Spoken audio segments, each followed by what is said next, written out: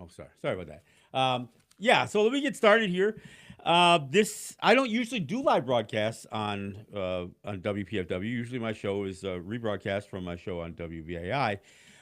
So it's always a pleasant opportunity for me to do a live broadcast, especially since I'm always joined by somebody. It's been sometimes Katia Stitt, sometimes it's been Jackie Lukman. And now I have the pleasure, and I'm not sucking up here, so I just want people to know this. Even though Shayna is our new general manager at WPFW, it is really a pleasure to make her acquaintance. And this is the first time we will have talked. So Shayna, let me introduce myself. I'm John Kane, and I host this radio show that you're now on. Aloha, John.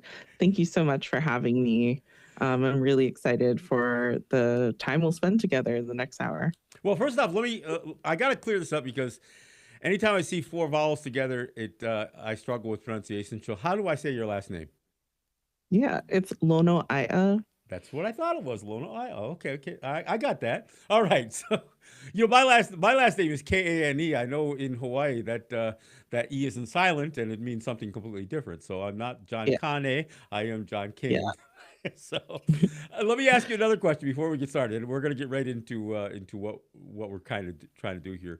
Um, do you identify as Ganaka Maoli? Yes, Okay, I I want to am. make because I know not everybody does, so I wanted to clear that up. I don't want to make any assumptions. I thought you did, but that's what I want. And we're going to talk a lot about Hawaii because I do that on this show quite often. But first, let's start off with let's get to business here. We I guess we're kind of in the middle of the fund drive, but for me, this is my first show during the fund drive, and frankly, it's my only show during the fund drive because next week my show is preempted for uh, uh, Radio Free Palestine, so which is a worthy cause, and I take no offense to that whatsoever. So let me just say, this is my one shot, folks. So if you're listening to the show, if you listen to the show all the time, I greatly appreciate it. But if you're listening to this show in particular, know that this is my first opportunity to ask you to support WPFW and show the gratitude that I feel for having the opportunity to be on this broadcast grid, to broadcast in Washington D.C. Look, I'm fortunate because two of the major markets that are important to many people, but certainly to a native voice. Speaking to some of the power that resides in New York City for the state of New York, and then speaking to the place where the power resides for the country in Washington D.C. is important because my message here on this show is often it's often targeted. I mean, yes, it's a broad message, and I try to reach out to both native and non-native people with this broadcast. But every once in a while, I'll do a show where I hit the target, and sometimes it ruffles some feathers. Sometimes it has a positive effect. So I am eternally grateful that Katia invited me or invited my show to join the lineup on WPFW. And for that, I'm hoping that you, the listener, who may not always agree with me, let me just say this right off the bat. I offer a native perspective to not only native issues, but issues that frankly impact us all.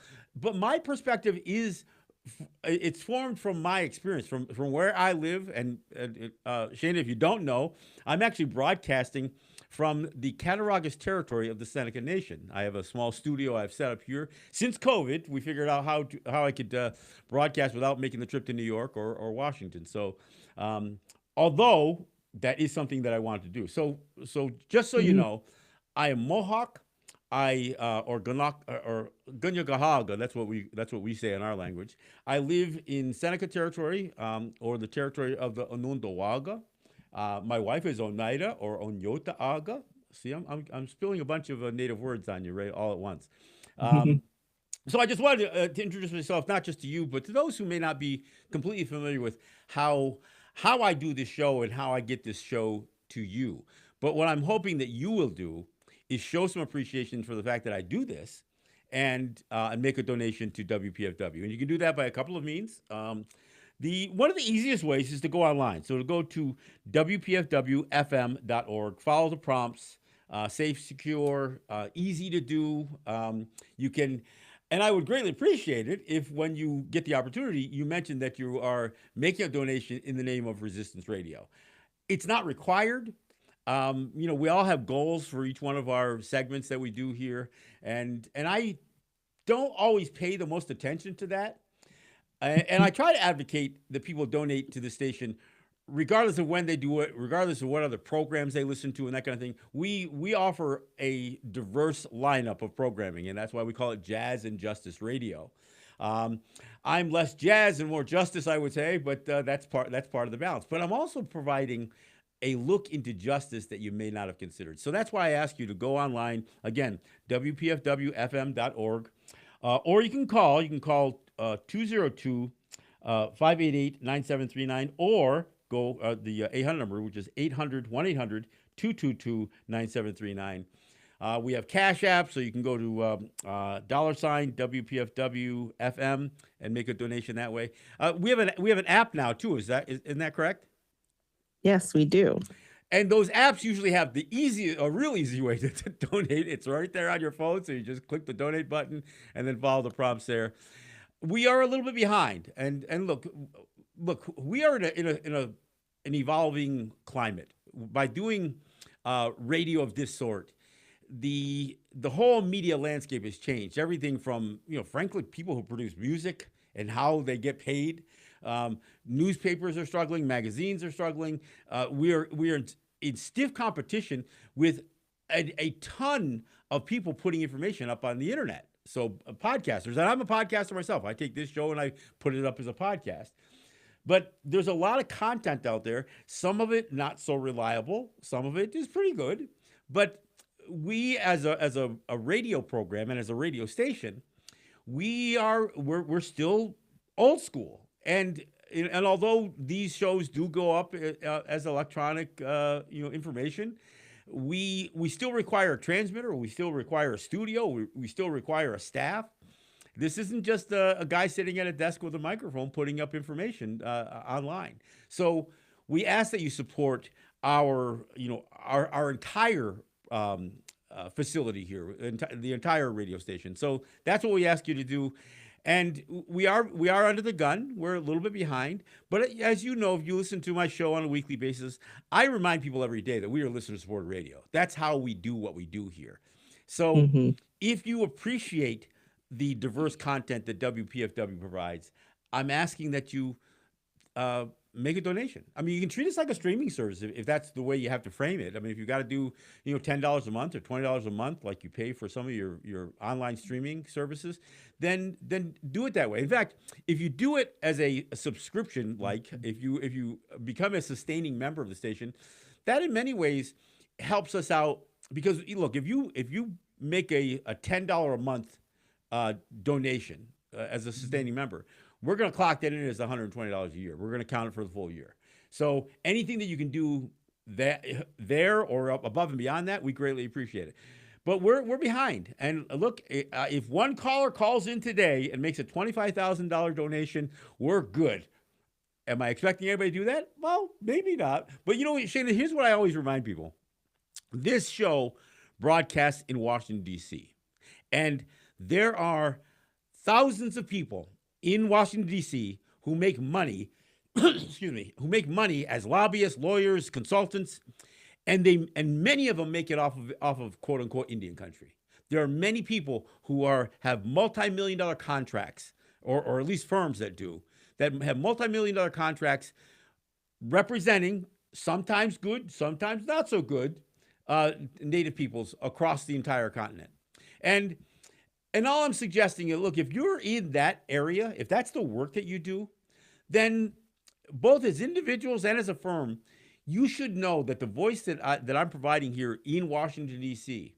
is not one that should completely sway you on all your consultations, but it's a voice that you should be considering because I've done my homework. I've been at this for a long time. As you know, Shayna, we produced a film called The Long Hope that we're hoping to come to DC and do a couple of screenings for, tie them in association with WPFW, and there's where we tell some of our story. But the interesting thing, and that's why the part that excites me about talking to you, Shayna, is that everything that I talk about relating to the relationship between Native people on the continent and the United States is directly impacting much of the conversation that's happening on the Hawaiian Islands. And as you know, there's been an effort, and I don't even know where it is anymore, but there's been an effort to convert Native Hawaiians into actually not just one, but several, as many as a dozen, I heard, Indian tribes. There was a whole series of hearings, and I covered them pretty extensively on the islands and some here on the continent, among some of the Hawaiian communities that exist here. And the overwhelming consensus of all those who went to any of those hearings was that they opposed the idea of being recast, not as Ganaka Maoli, not as Native Hawaiians or whatever that the proper term should be but certainly subjects of the Hawaiian Kingdom. They rejected the idea very vocally about being cast as an Indian tribe, and much of what I talk about in this show, and frankly, you may not be aware of some of this, but the whole framing of Native people by the United States is one where they have just arbitrarily, without any individual justification or without any legal justification, have cast Native people as wards of the federal government. So what I ask anybody in Hawaii who's thinking, that might not be a bad thing to be considered an Indian tribe, well, just know that what that means is that the federal government is casting you as a ward of the federal government. Now, they don't tell you that up front, but I'm telling you that that's just a matter of legal doctrine, the ones that I talk about on my show all the time, and it's a matter of them asserting control. Oftentimes people hear about the so-called trust responsibility, right, that the United States has towards Native people. Well, the fact of the matter is, there is no legal framework for a trust relationship. There's no trust documents. There's no grantor with the power and the responsibility to create the trust. There's no trustee that is formulated out of that process. And the beneficiary, who many people think should be us, is not us, because the federal government has made it clear in what they have framed or styled, as they called it, this trust responsibility. They see themselves as the primary beneficiary. And all they do is say, well, we know that the decisions that we have to fulfill in this trust relationship relates to the welfare of Native people. But they made it real clear that, and I've got quotes, and I've got case law and everything else, even recently, where Sam Alito has really framed that what exists between Native people in the United States is not a legally binding trust as a trust in common law. It is really framed in Congress, having been bestowed power by the courts in slave era, of the early 1800s, that they have plenary powers over all affairs of Native peoples. And so the flip side of this is that there's a belief that when Congress has plenary powers over us, that also means that they have the power to protect us. So, and that's part of the reason the Obama administration and administrations before them viewed that if they could create the same scenario for Native Hawaiians, then there would be nobody they could challenge if they had a Hawaiian program. Because that's the issue, right? The issue was always that, well, if we do a Hawaiian program that is explicitly for Hawaiians, well, that could be viewed as discriminatory or playing favorites. But you see, when they created this whole notion of plenary powers doctrine, they're saying, no, Congress can do whatever they want to do for, to, against Native people. And when it's challenged, and one of the examples I always cite is the fairly recent challenge where a wealthy family from Texas wanted to adopt a Native child. The family's name was the Brackines, and they challenged the Indian Child Welfare Act. And this was a law that claims to have been constructed to end this constant flow of Native kids into foster care and adoption, always being placed in non-Native homes. So it was meant to end that and to kind of put a final nail in the coffin of boarding schools or residential schools. So that's what the law claims to have done. And when the Brackeen says, well, wait a minute, I can adopt a black child and there's no problem. I can adopt a Latinx or a Hispanic child or an Asian child. Why can't I adopt a Native child? That seems discriminatory. And that's what the Brackeen said. And what the courts told them in response was, we're not even going to hear that. We don't care if you think it's a violation of the Equal Protection Clause of the 14th Amendment or that it's an overreach of federal government, federal powers over states' rights. We're not even going to hear that.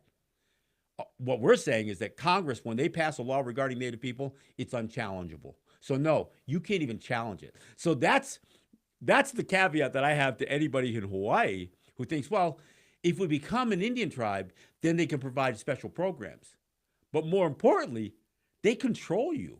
And I mean, when I say control you, I could not be more explicit about it. I mean, they literally say Congress has the power. I'll read here just a little bit. It says, Congress has plenary authority to legislate for Indian tribes in all matters, including their form of government.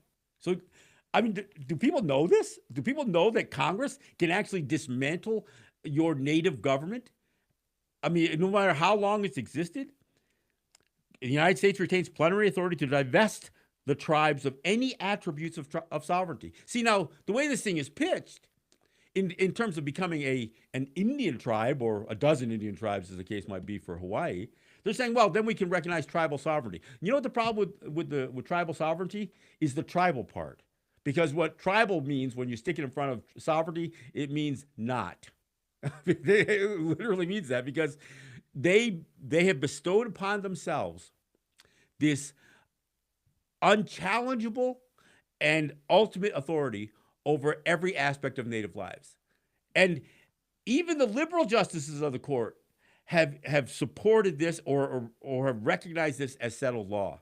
So while there is an effort in Hawaii for the restoration of the Hawaiian kingdom and to challenge the legality of the coup that took out Queen Liliuokalani, back in the 1890s. I mean, while that challenge is there are people who are being swayed. They say, well, if we make you an Indian tribe, we can fund you, and it can't be challenged because anything we do for you can't be challenged in court. The problem is anything they do to you can't be challenged in court either. So I don't know if I just blew your mind there, Shayna, but I just dumped a whole lot on you. But this is what my show covers. And I oftentimes mention that this is impacting other people, including Hawaiians, because this is the bill of goods that is being sold out there. Yeah, no, definitely. Thank you for federal recognition has continued to be an issue in Hawaii, where it's just folks don't realize that, right? The Hawaiian Kingdom still exists under international law, and that the U.S. currently and continues its illegal occupation and using military ancestral lands for exporting a lot of harm globally.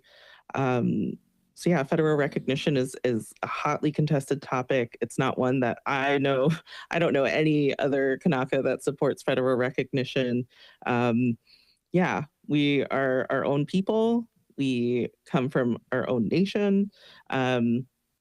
Yeah. You guys have worked to restore language that was oftentimes buried. I mean, when I look at some of the points of contention that have been raised, even in places like the Kamehameha School, where some of the kids said, "No, I'm not going to stand up and pledge allegiance to the flag." I mean, it has been amazing to watch because as a Native person who's been engaged in this battle for a long time here, and I see that what you guys have faced out there in Hawaii is more contemporary. I mean, we've been facing this for hundreds and hundreds of years. You guys have been basically at this for just a little over 100 years. And unfortunately, the power of the federal government has been so dramatic in terms of forced assimilation. And look, when I talk about residential schools, people don't realize they were put in Hawaii too. The same residential schools that for all intents and purposes, tortured kids into casting away their culture, this idea of ethnic cleansing. That's what these schools were about. They existed in Alaska, they existed in Hawaii, and about 350 of them all said and done across the United States, and another 150 or more on the Canadian side. And that's just the federally funded ones. That's not even counting the ones that were solely funded by churches and states and that kind of stuff. So the oppression is is quite dramatic. You know, the other thing I talked about on my show a couple of weeks ago, Shayna, I'm not sure if you, I don't even know who's even considered this because I never heard this talked about. You know, when this debate over birthright citizenship was was pretty remarkable because what the Trump administration tried to do was cite a native case, saying that birthright citizenship is not necessarily guaranteed to all people. Well, he's right. And the people who were specifically excluded, of course, this is before Hawaii was taken over. But the people who were specifically excluded were Native people because the 14th Amendment says all persons born in the United States and subject to its jurisdiction are citizens. Well, that subject to jurisdiction was a specific reference to us because in the second section of the 14th Amendment, they talked about apportionment of congressional representation. And this was to undo the 3/5 compromise where a black person would only be counted as 3/5 of a person. So they said all persons would be counted, excluding, and this is the expression, Indians not taxed. And the reason they say Indians not taxed because even from the beginning, as far as the United States is concerned, they viewed Native people in two buckets, so to speak. The ones who were already engaging in their communities, their commerce, and their capitalism, all that stuff, and then those of us who were living on territory who were not participating. And so we were viewed as the quote unquote Indians not taxed because we weren't participating in their commerce stream, at least not directly. So even in the 14th Amendment, we were excluded from that. So when Trump cites a Native case, yeah, Native people were not included in the 14th Amendment. Everybody else was, who was born here, excluding Indians not taxed. But the interesting thing is, so what comes out of the 14th Amendment through an amendment of the Constitution is that the formerly enslaved, those of African ancestry, become U.S. citizens. They're essentially made U.S. citizens by an amendment to the Constitution. Now, they didn't have a choice in the matter. And they didn't. Oh, they also didn't have to pass any kind of allegiance test. They didn't have to pledge allegiance. They didn't have to get up and put their hand up in the air or the other one on a Bible and swear allegiance. No, they were just declared U.S. citizens by an amendment of the Constitution. Now, the two other groups of people who were made U.S. citizens are again the subjects of the Hawaiian Kingdom, who they were. Had U.S. citizenship imposed upon them through a joint resolution of Congress, which isn't a law. Joint resolutions are quite distinct from the idea of Congress passing a law. It's simple majority. It doesn't have the same, the same procedural process with any of it. So through a joint resolution of Congress, U.S. citizenship was imposed on the Hawaiian people, and for Native people on the continent, they passed a law. So by statute, they declared we were U.S. citizens. And again, under the plenary powers doctrine, we couldn't even challenge it. There's no vehicle within the U.S. court system to challenge any law passed. So you have a constitutional amendment, a joint resolution of Congress, and a statutory bill that gets passed. Three different processes for three distinct people who were never considered U.S. citizens until they made these changes. I think this is fascinating. And again, I haven't heard a whole lot of legal scholars or political scientists talk about this, but so you know, I'm not just talking Native culture and spirituality. In fact, I don't even do the spirituality thing on this show. I get into these really weighty topics, and that's why I tell the listening audience who listens to the show, what I'm offering you is something you're not going to get anywhere else. Shayna, I gotta believe I just told you some things in this first 20 minutes that you've never heard anywhere else. Yeah, no, I didn't hear. I've known a little bit about the birthright citizenship and that, like, Hawaii, we had it placed onto us, right? Was non-consensual. And it's so funny because I was just at a flea market this past weekend, and this vendor had a bunch of Hawaii postcards, and some of the postcards had this propaganda that on the behest of Hawaii, Congress made Hawaii a state. And it's so interesting to see all of the propaganda, the misinformation that's out there. And I know, John, you're bringing a lot of the truth. You're bringing a lot of the history. And I think, as WPFW is really civic infrastructure, just like clean water or public transit, right? We don't flinch.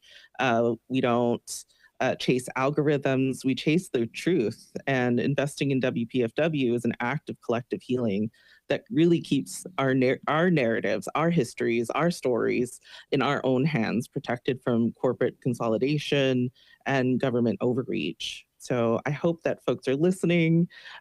Grab your phone right now, dial 202-588-9739, or head to our website, wpfwfm.org. And I think Yeah.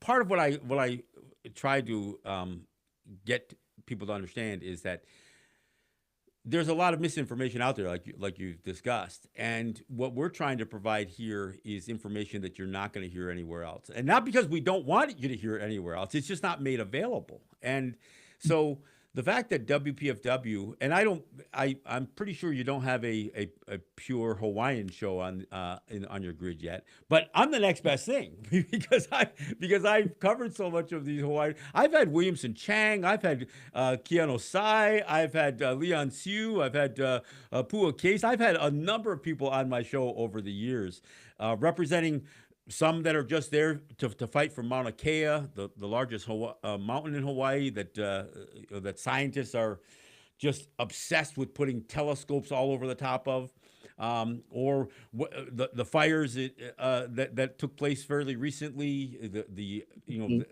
gobbling up of prime real estate by everybody from Oprah to Zuckerberg. And of course, also gobbling up the water and so much of the land. I mean, the thing this is another place where Native people on the continent compare with the Native people from Hawaii, is that 70% of our population basically doesn't live on Native territory anymore because we can't afford to. I mean, in the case of Hawaii, the majority of Native Hawaiians can't afford because the market value of that island has gone through the roof because of tourism and military. And I mean, military housing alone drove the price of housing up through the roof. On the continent, we can't afford to live in our territories because we have no means. There's no prospect for the future. There's no economies built up. So while it's one is being priced out and one is being impoverished out, 70% of our population no longer lives on Native territory. That doesn't mean we're not a part of community. So I want to make that clear. It doesn't mean that we've all become assimilated, whether we're forced off of our ancestral lands or not. Many of us still maintain close community and family connections to not just to our homelands, but again to the larger family. In fact, on the U.S. side, there are all of these social there's a name for them. I can't remember what they're called, but on the U.S. side for Hawaiian people, and large pockets of them in every place from Houston to Vegas to New York City, and I've met with some, and I've been very engaged with many of these people over the years. I've got a cadre of people in New York City who I've met with from time to time that are part of the Hawaiian community that lives in that greater area. No, beautiful. You're preaching to the choir. My family, for a while now, has been priced out of Hawaii and is part of the community in Las Vegas. There you go. Yeah. So, yep. It's nicknamed, unfortunately, the Ninth Island, because it is significantly cheaper to live there compared to being back home. Yeah, I mean, again, can you imagine that it's cheaper to live in Las Vegas than to live in your ancestral homelands? I mean, and here's the hook, right? So what they try to convince people, well, if you accept federal recognition as an Indian tribe, we can do some housing programs for you. We can do some land back issues. The problem is the federal government's going to control everything. The land will be put into federal trust, which means it is being held by the federal government for your use and enjoyment, and that exists for the most part in most Native territories on the continent. I happen to live in a place here in Seneca territory where the United States doesn't have title to the property here. It's not held in trust. We own the land outright here. Or the Senecas do anyway. I'm not Seneca, but these are many of the basic concepts that people just have no idea. I think if you were to tell any of those folks who are advocating for this federal recognition in Hawaii that, well, you know, it means that we're going to be labeled wards of the federal government, right? You know that that's what it means. Most of the people would just scratch their head and say, no, it doesn't. Well, it is by definition. That's what a federally recognized tribe is. It is a ward of the federal government, and as I've said on my show many times, this ward status isn't based on competence, even though they're suggesting because they're designating us as wards that we are incompetent. It isn't based on our inability to fend for ourselves. No, it's based purely on the idea of predating their presence here on our lands. And this is what they're trying to pitch to Native Hawaiians. So you're going to be cast as a ward, and not just you, your children, your grandchildren, and their grandchildren. And you're never going to graduate from this. You don't like test out. You don't age out or test out of this ward status. No, this is the way they cast you. So they claim that they can legislate for you, which is really a euphemism for legislate over you. But and that's why I was really excited to talk to you, because I actually haven't had a Hawaiian guest on my show for quite some time. So I get to have both the general manager of the station and a Hawaiian guest at the same time. So this has been awesome. I really appreciate you joining me here. Oh, thank you so much. I really, I've been listening to your show for a while now, so it's really cool to be on with you. Well, and the thing is about what I try to present is, I realize that it's uncomfortable. Some of the stuff that I talk about is uncomfortable, and it makes people uncomfortable because, look, we live in a current status where you have half the country that just wants to do nothing but talk about how great the United States is, regardless of what it does. You know, regardless of the fact that it's the only country to drop a nuclear weapon on a population, a civilian population at that. Regardless of the fact that the United States has committed atrocities across throughout the world, and is currently still engaged. And let me be clear here. What Native people experience here on the continent still qualifies as genocide, because they are still trying to essentially ignore our distinct presence. You know, they people try to say, well, the federal government recognizes you as with political distinction. No, they recognize us with this legal distinction based on racist legal doctrines that the UN has flat out called. And here's what the UN says in the UN Declaration on the Rights of Indigenous Peoples. It says all doctrines, policies, and practices that are based on the superiority of a people over another is racist, scientifically false, legally invalid, morally condemnable, and socially unjust. I mean, that's just what the entire world has said. And yet, they still can remain a little bit too silent on issues that Native people here face and what the Native Hawaiian people have faced. I mean, because as you were mentioning earlier, the fact of the matter is, Hawaii was recognized throughout the world. There were between the embassies and the consulates across the globe in various countries, particularly in Europe, there were like 150 consulates or embassies throughout the world. And, you know, so these are various cities, various countries, and they all kind of turned their back when the United States laid claim to Hawaii. Very few spoke up, and now you've got some really strong voices out there who are telling the world, look, we're not going to allow you to turn your back. We've got treaties with you. We've got diplomatic relationships that have never really been extinguished. So I think there's a lot of attention being drawn to this.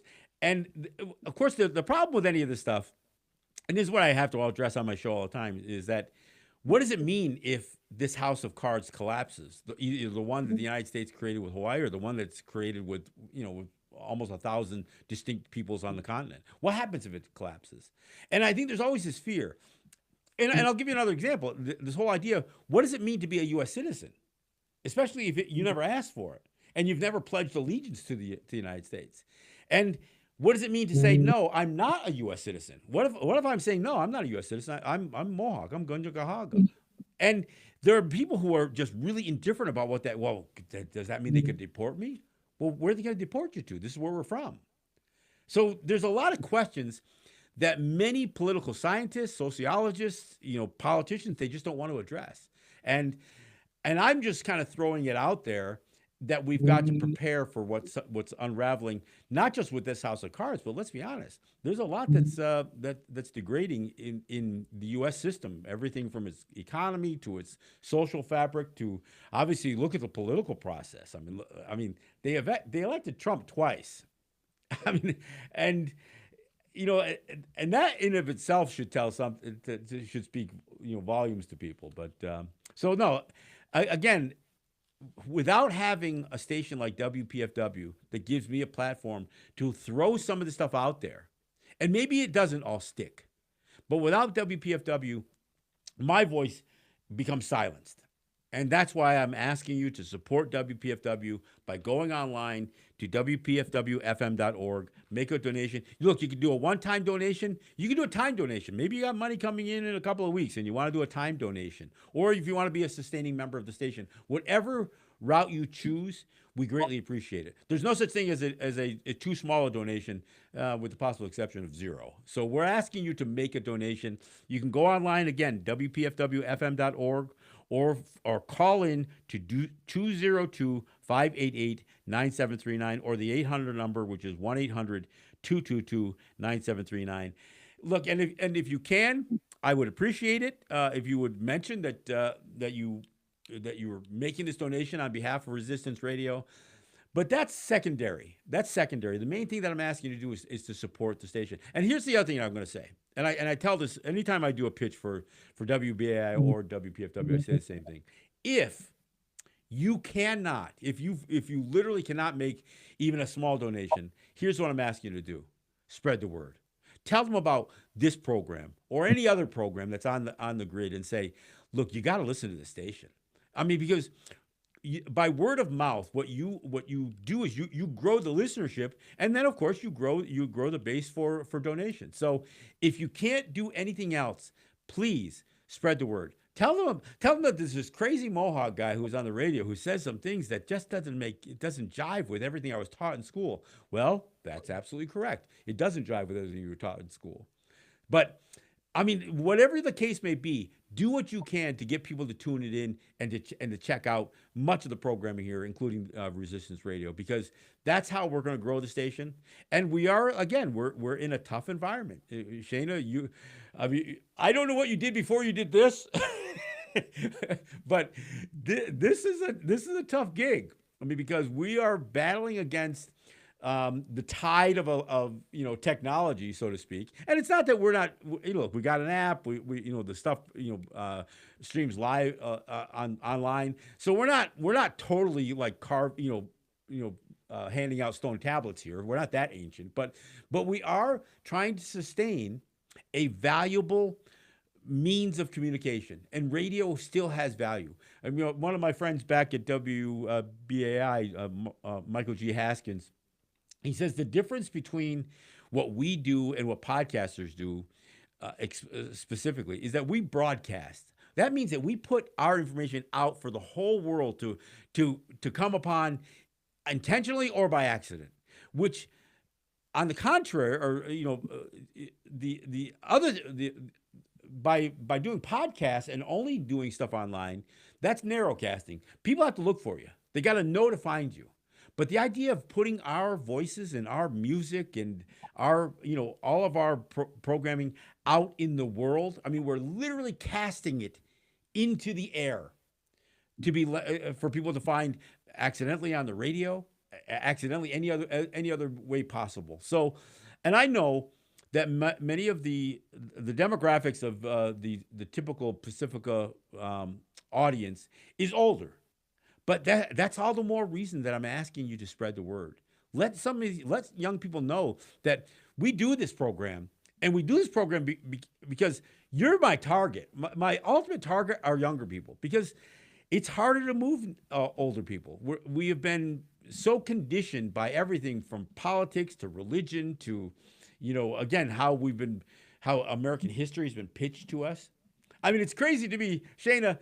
It's amazing to me that there's literally a statue in front of the, I think it's McKinley High School in Hawaii, that has, William McKinley with a in his hand a scroll that says annexation treaty when it never existed. I mean, it is a completely fabricated notion that there was a an annexation treaty that was entered into by the Hawaiian people with the United States, and yet there stands a statue of a man with a completely made up um, image, in his hand, and I find that remarkable.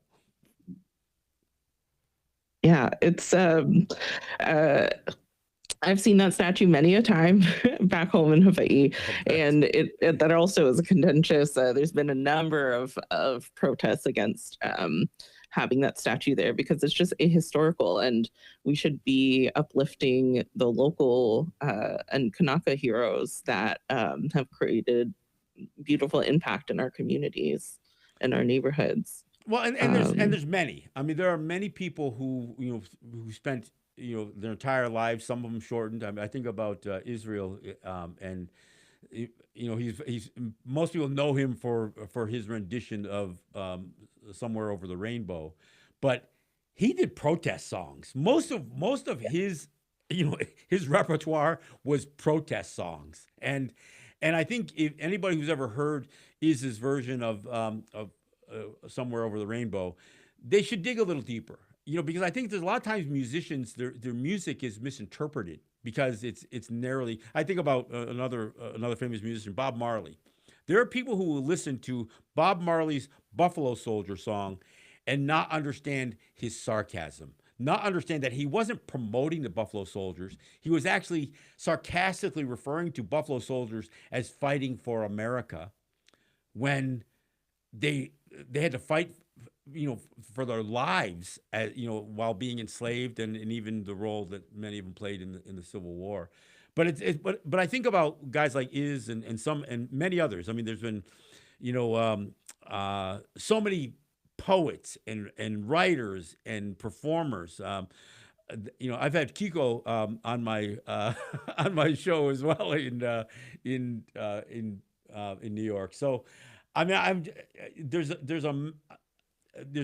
a tremendous volume of not just patriots but historical figures in Hawaii that I think many people are just completely unaware of. I mean, completely unaware of.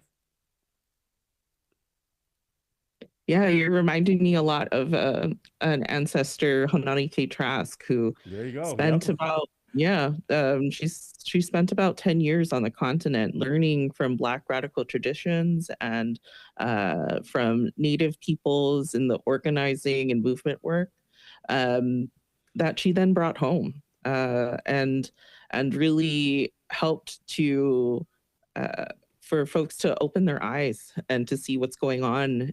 That we have a statue that's totally ahistorical and actually pretty harmful, being held in a school, in a place where our youth, our keiki, are come to learn. Um, Yeah. yeah, and I Yeah. think a lot about of the solidarity that she, if anything, the power that Hawaii has built has been because of the solidarity that we have across oceans and across borders, right? From Yeah. Puerto Rico to Guam, to the continent to Turtle Island. It's because of the of community that people, community being who claims you and who you claim, and that being reciprocal. Yes, yes, absolutely. Jamaica Osorio is another one that comes to mind. She was Yeah. a phenomenal poet, or I don't know. It might be a they at this point. And forgive me if I use the wrong pronouns, but Jamaica was incredible. I loved many of the poems that I heard and saw written. And I don't know what Jamaica is up to these days, but I posted a lot of the. Uh, there was the one that talked about that described graphically what red, white, and blue meant to Jamaica, and it stuck with me. It just stuck with me, and so again, phenomenal activists. Um, Stars in their own right, as far as I'm concerned. So, but no, and I think having an opportunity to have you join me on this program when again, I probably mentioned Hawaii at least every other show in some regard because I can't talk about what we are facing with the doctrine of Christian discovery, the trust doctrine, and the plenary powers doctrine without relating how this is impacting other people globally. And of course, to the extent that I've talked about residential schools, I think there's probably a lot of misinformation. People don't realize that Hawaiian children were forced into these same type of boarding schools on the islands, and where they were not just conditioned, but they were forced to give up much of their cultural understandings and beliefs. And so we think about the role that the churches have played here, and I realize the church has played a huge role in Hawaii as well, and it leaves people very conflicted because while many people adopted certain, I mean, look, even the Hawaiian Kingdom was a certain level of assimilation, being impressed with the British monarchy, I should say, and emulating some of that. But at the same time, there was never an abandonment of Hawaiian culture. And I know that even many people who have become Christianized or converted, religiously into one belief or another, they always manage to maintain a level of their distinct culture even within some of those frameworks. And I know sometimes they can be conflicting, and certainly that has been used against us in many regards. But no, I think it's important that people realize how even though there's distinction between the fights that we have here on the continent and the way these things play out, and the battles that are ensuing today. Look, I will say, you've got some pretty phenomenal people that are doing great diplomatic work regarding the restoration of the Hawaiian Kingdom, and I think that you guys have had better leadership in that regard. At least, I mean, leading the conversation. I don't mean leaders of your people necessarily, than many Native people, because we can become very disparate. We become very different focuses on how we're going to proceed. We get tied into everything from whether casinos are tails wagging the dog, or whether some of these extractive industries have left us with messes to clean up, or that this use of plenary powers is such that the United States just has their way with everything from mining to pipelines to dumping of nuclear waste. I mean, I've covered all of this stuff on my program, and I think Hawaii becomes very, very endangered by much of the will of the both the United States government. I mean, look, there's a reason that that Japanese bombed Hawaii, because they weren't bombing Hawaii; they were bombing Pearl Harbor, which was already this huge appropriation, and basically placed the Hawaiian people in jeopardy. And I will say, to be clear, when the Japanese bombed Pearl Harbor, they didn't bomb civilian populations. And the United States can't say the same in their retaliation against Japan. So I'll just mention that as an aside, so to speak. But I don't know how you feel. I mean, the military presence in Hawaii, including some of the contaminated sites and some of the places they've used literally for target practice, like they do in Puerto Rico, it's really disgusting on many different levels. Yeah. I think just to go back a bit, I appreciate all the love for all of our Kanaka, poets and artists and folks who are really on the front lines of the sovereignty movement. But I believe in a world where we win, and I've learned so much from Native advocates, leaders, activists. I'm really also just inspired by especially Two Spirit organizers. 2 years ago, I was fortunate to partner with the GSA Network, which is a youth-led organization that mobilizes BIPOC youth and Two Spirit youth to combat racism and transphobia and all of the isms. and bring them to Hawaii to meet with our local mahu, right? Our trans and queer families, and engage in this cross cultural understanding. And I believe that we have so much to learn from each other, and to continue to build that solidarity. And I hear you on the the varying issues that we all face, but when we come together, I know that we can we can take it down. I believe so too. That Yeah, no, I believe so too. I view it as sometimes, when people, and I cast this thing as a house of cards oftentimes, but I'm more prone to believe that we need to lift off a card here and a card there before the whole thing, collapses on its Mhm. under its own weight. I'm not trying to destroy anything. I'm trying to build people back up. Look, I'm not even the word sovereignty sometimes is a difficult word for me because sovereignty implies power, power over people, power over land. That's not what our cultures were. I mean, not our most traditional cultures. Most of what we are fighting for is a free and independent existence. And and people don't understand that democracy doesn't mean freedom. Citizenship doesn't mean freedom.